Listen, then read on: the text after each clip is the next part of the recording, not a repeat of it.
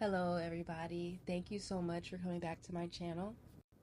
I made a part 2 of tax tips for OnlyFans Creators Edition. Part 2, because if you're believing that, let me just say this first and foremost, okay? And some OnlyFans creators might be mad at me for saying this, alright? So don't shoot the messenger. But you're going to make more than $150 a month.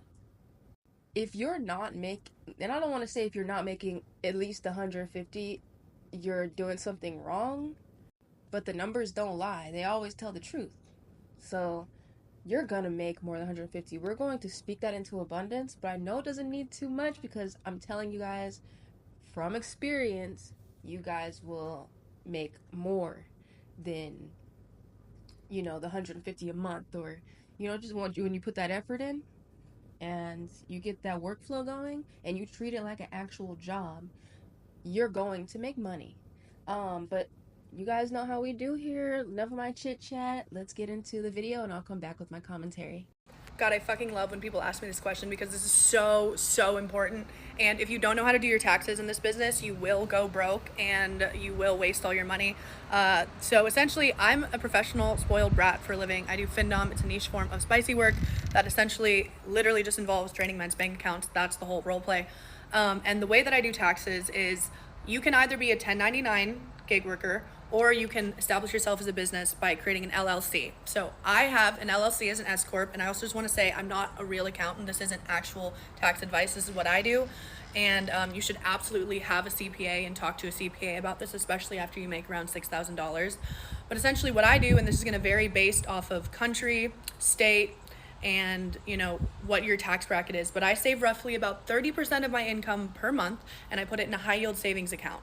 And then quarterly I pay out after I do some of my tax write-offs, which your CPA will let you know what kind of tax write-offs you can do. If you work from home, you can write off a portion of your house if there's a desk. If you make content in your car and you get a separate car as a business vehicle, you can completely 80% write off a business vehicle that's over 6,000 pounds. It's called Section 179.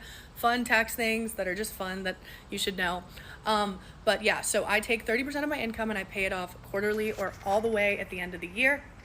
And yeah, that's what you do, because you are responsible for paying taxes on your business. No government is giving you a W-9 and they're not taking your taxes out. So you have to report all your income and pay it off to the government at the end of the year.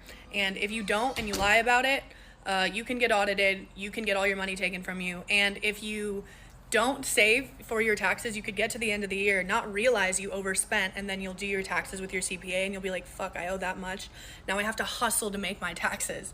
So saving for your taxes just keeps you financially healthy. Having like a very, very disciplined, strategic money management plan, especially in this career, because I'm going to be honest with you guys, it's not a lifetime career. No spicy industry career is a lifetime career.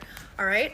It's a gold mine. You can get a lot of money really quickly, but what are you going to do with that money? Are you going to just spend it all on purses and cars and then be broke in 3 years? Or are you going to use that money, save it for your future self, and then later be able to have money to invest in a business, a property, So don't be stupid with your money, because, this isn't a career that's a lifetime, and don't go broke being stupid with your money. Okay. So yeah, that's how I pay taxes. And if you want more information, you should get a CPA. All right. Google a CPA in your state, in your country, and have a meeting with them, talk to them about what you do. Hey, should we make an LLC? Should I do an LLC as an S Corp? Something to note, when you're self-employed, you get in the US a 15% tax extra on being self-employed, which is why I have an LLC as an S Corp, because my S Corp is essentially me paying myself as an employee of my LLC, which will essentially, that employee amount that I pay myself will not be business taxed, and then the rest of my earnings will. So it's a way for me to kind of sidestep the full 15% self-employed extra tax that you can get if you own a business in the US. So anyway, yeah, I actually am not sure if that's fully how it works. My accountant does all this shit, but don't be stupid. Bye. Making money off of social media, commissions, anything like that, and you are not doing this, you need to be doing it. I did it towards the middle of last year, and I am staying on top of it this year.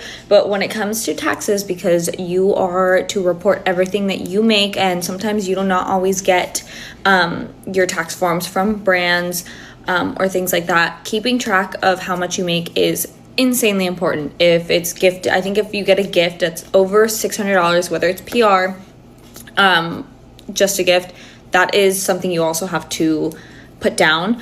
Under 600, if it's PR, things like that, you don't. But what I do for my income is I have three separate spreadsheets. I have one that carries my TikTok shop commissions and my creator fund, like payout, how much I make just on that one. I have one spreadsheet for that. And then I have another spreadsheet for my brand deals and my commission income with like Amazon or any of my affiliate commissions on a separate sheet. And then on another sheet, I keep track of my tax write-offs. So if I buy anything that has to do with my job, anything like that, my utility bill, Wi-Fi, things like that, I keep track of that every month, putting that in.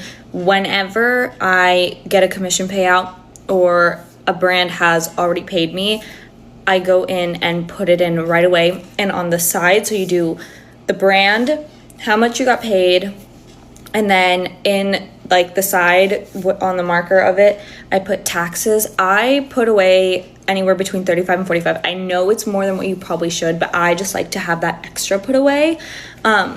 And I put away how much of each of that payout I need to be setting aside. I also have my bank account set up whenever I get a payout to put aside 45% every time automatically. So if you're not doing that, that's some things that you should look into doing because it helps. Like, don't wait until you're getting towards the end of the year or it's been 3 months and you have to keep track of how much you've been getting paid. So if you're not doing that, start doing that. You're making money off of social. From the top, your health insurance is a write-off. This is something that a lot of clients miss because it's not talked about. If you are earning income on a 1099 capacity or in cash, you're not able to get health insurance through W-2, your health insurance is 100% a write-off. If you need health insurance, I have a contact. I have someone that can help you get health insurance. You can talk to me afterwards.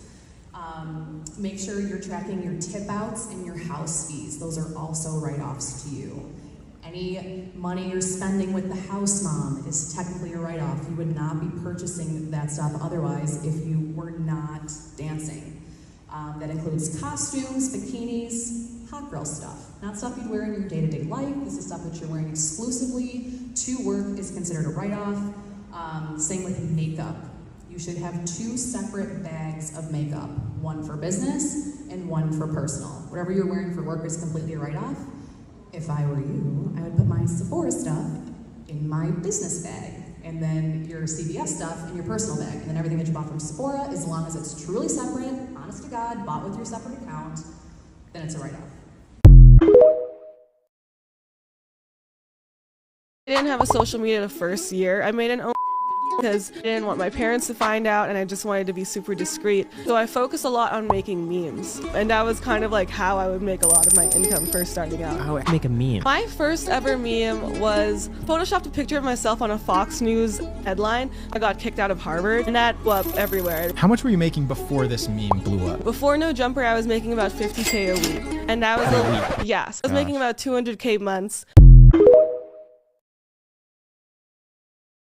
What do you do for a living to afford a car like this? I do. How much you make? A couple M's. How much is this car? 500? I don't know. I don't look. I just tap. I don't have time for this. Like, I just pay for it, you know? Is this your only vehicle? No. I bought my dad a Corvette, and then my R8 is in the shop. Which one's more fun to drive? The R8. The G-Wagon. I could crash it. I wouldn't give a about it. How long have you been doing? This is my third year. Third year popping. For a girl who's my age in the future, do you recommend them start learning about? You don't have to do unless you like it. Some women really enjoy their sexual energy and they enjoy sharing that with the world, and that's what makes them happy. That's what makes me happy. So yeah, do it. Flaunt it. You might as well make money off of it, because let me tell you something. These broke men in Miami ain't gonna do for you, so you might as well pop it open and make some money for yourself. How did you and Owen meet in the first place? We met on a yacht. I was trying to find a rich man, and then I found him. Owen manages creators, right? Yeah, we do a lot of things. We have a social media company. We run other people's social media. Does he manage other girls besides you? Yeah. How do you feel about that? I don't give a money's coming in my pocket, money's coming in his pocket. Men are hunters. Men are never going to be loyal to one woman, and if women come to terms with that and they can understand that, they're going to be ultimately happier. Men love one woman in their life, but they can sleep with many and not feel for for it. Women can't sleep with a man and love many men. No, like, we are very emotional. So if a woman does that, it doesn't make sense, but a guy can do that because that's what men are meant to do. Do you think living in Miami has helped your business career expand? 1,000,000%. Bigger city, bigger competition. It applies pressure. People, especially in their early 20s, you need pressure to keep going. You should never be the biggest fish. You have to be the smallest one. If you were to restart, what's the first step you would do to get back into this position? Start doing crazy shit to go viral. I would find a way, trust. If shut down, I'd still find a way to be a millionaire. Where can they find you on social media, Camila? At Real Camilla ARA, and just look up my name and love you. Thank you for your time. Ladies with an OF, this is for you. If you have an OF, you know what I'm talking about. Good luck filing your taxes this year. I went to file mine yesterday. Boy, did that kick me in the ass. I had an idea that I'd be paying back in taxes, but I had no idea I was going to be paying that much. I wish you guys the best of luck, and I really hope you saved that money because I just started, I was just mind blown at how much I had to pay back in taxes because of that. I'm not sure if you ladies knew, or guys, there's a bunch of guys that had it. I don't know if you guys know this, but with that website, you're not paying taxes. Like, it's a lot of money in the moment, but when you go to file taxes, complete opposite, 180, baby. You are not getting any money back. This is me deleting that. Nope. Unsubscribe because I'm deleting mine. It's not worth it. It's a lot of money at the time being, but when it comes to tax season, you don't have any of it. If you are a content creator, it does not matter the size. This is everything you need to know this upcoming tax season. I'm a micro-influencer myself who happens to do accounting on the side. It's my full-time job. I'm here to make sure that you're not blindsided when you do your taxes this year. As a content creator, you are considered self-employed, which means anything over $400 needs to be reported on your taxes as income. And yes, that even means gifted products. If you are exchanging a service for monetary or product value, it is considered income. It means you gotta pay taxes. So that product PR I got last month, going right on my tax return. Number 2, you need to be saving at least 30 to 40% of anything you make from social media. It covers both your self-employment tax and your income tax. When you work for a company, they pay for half of your FICA contribution. And I hate to be the bearer of bad news, since you're self-employed, you are both the company and the employee, which means you're responsible for both halves. Self-employment tax is currently 15.3%. 12.4% is Social Security tax, and 2.9% is for Medicare. And then your income tax will vary based on your overall income, placing you in one of these tax brackets. Number 3, use tax deductions to your advantage. Any necessary expenses for your content creation can be used to deduct from your overall income, lowering the amount you pay taxes on. Some common deductions are rent, gas, mileage, travel expenses, Wi-Fi subscriptions, and so forth. For instance, if you use your phone to film or post all your content, go ahead and use it as a deduction. I just threw a lot of information at you, so I hope this helped a little bit. Go ahead and save this post or refer back to it later. This is just surface level tax knowledge, so if you have any further questions, please consult a tax professional. I know tax season can be super stressful, so just know that you got this. We're gonna make it through, I promise. Love ya. Bye.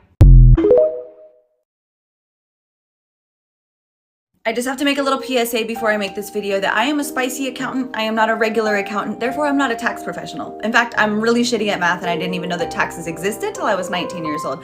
With that in mind, I'm gonna show you guys how I file my taxes. Oh yeah, and this video is for 1099 employees or independent contractors. Also, just a little side note for anybody out there who is an independent contractor as a side hustle, such as starting a Schmonly Schmans just for a little bit of extra side money.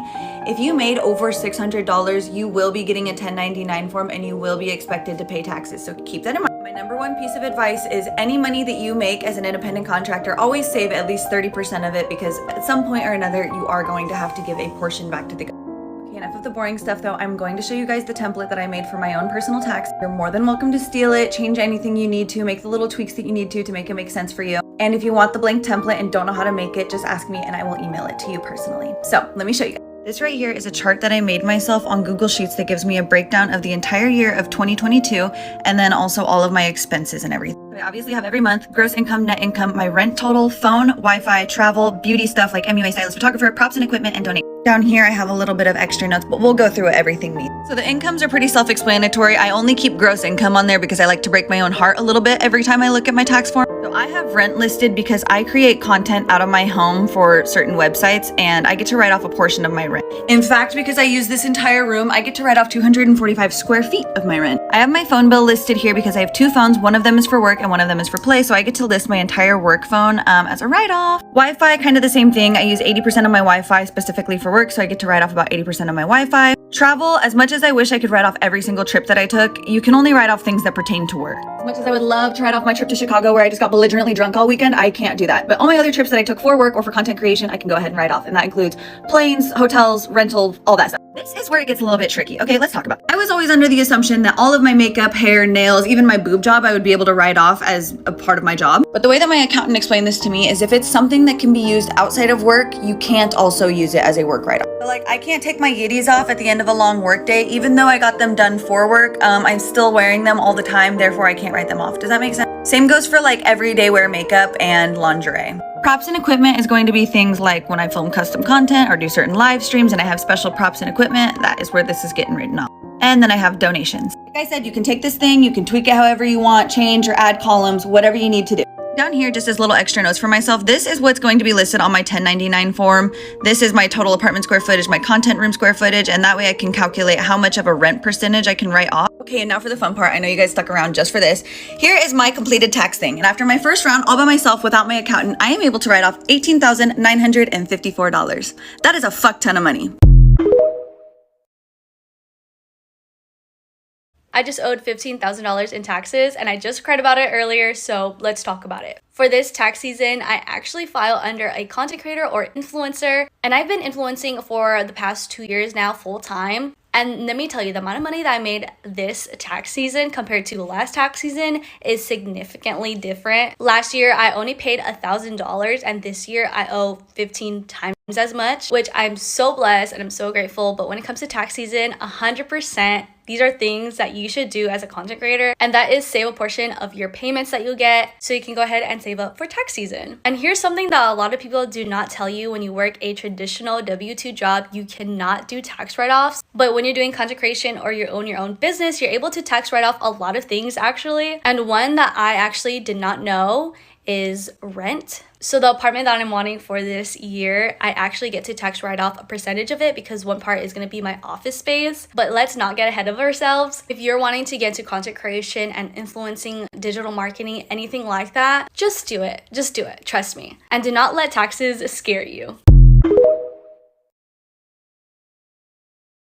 I spoke to my accountant this morning and he got me all the way together. So let me tell y'all the tips that he shared to prepare me for next year's taxes. Disregard my hair, I'm deep conditioning. Number 1 is to pay taxes quarterly. Like, he really stressed this a lot. Estimate how much you owe for the quarter, go to the IRS website and pay. He said to always pay something. So if you get a really big brand deal and you have some extra cash, he said even if it's just $1,000, go ahead and put it towards taxes. The second thing he mentioned was to be mindful of what you write off and how often. We talked about an example where I buy makeup products in order to review them on social media. And he was like, well, the IRS might say that you could have bought the small size instead of the large since you're just using this for business. Ooh. Basically, he was saying to use your discretion and have some integrity because not every purchase is a write-off. The last thing we talked about were travel expenses. If your entire trip was not business related, even though you might have done some business activities, you can't write off the entire trip. Here's another example. If you are a fitness influencer and you take a 5-day trip, and on that trip you pay to take a 2-hour Pilates class, you can only write off that 2-hour Pilates class. You cannot write off the entire trip. My accountant literally said that travel expenses are what's reviewed most in an audit. I hope this helps someone out because doing taxes as a full-time creator, entrepreneur is not easy.